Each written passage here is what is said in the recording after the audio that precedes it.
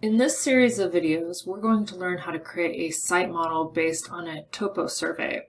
We are going to trace the topo survey and then convert those lines so that we can create a site model based on that. And then we'll take a closer look at some of the settings for site models. The first thing that I'd like you to do is, if these are not already included as part of your template, I want you to create a couple of extra design layers. One would be for a PDF, another would be for site modifiers, another would be for the site model, and then the last one would be for elevations.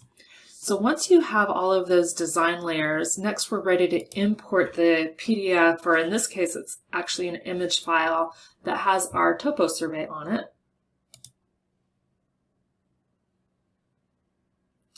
And if you need a refresher, you can go back to some of the lessons from last term that talk about importing images and PDFs into our file. I'm going to leave this as a JPEG since we're just tracing.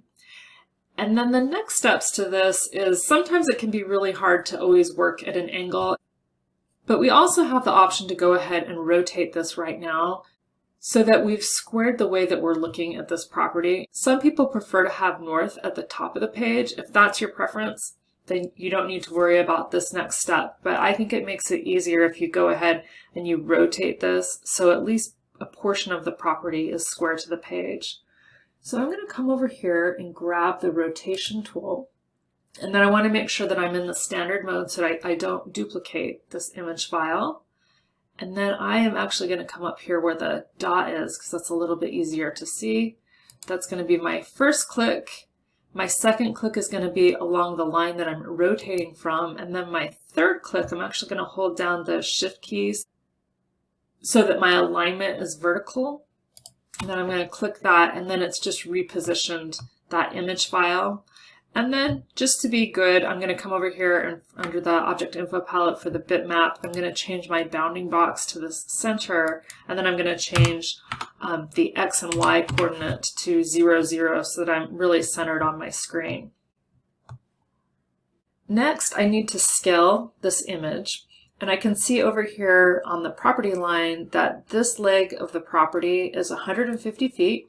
So I'm going to come up to Modify Scale Objects, and then I'm going to use Symmetric by Distance. For the current distance, I'm going to click on this dimension symbol. And then in order to get in here really close, I'm going to hit the Z key. That's a hotkey for zoom. It's going to be my first click, and then my second click is going to be down here. Same thing, hit the zoom key so that I can get in as close as possible. And then I'm just going to hold down the shift key so that my angle is at a -90 degrees. And then for this new distance, I'm going to type in 150 feet because that's the distance that I got from the drawing.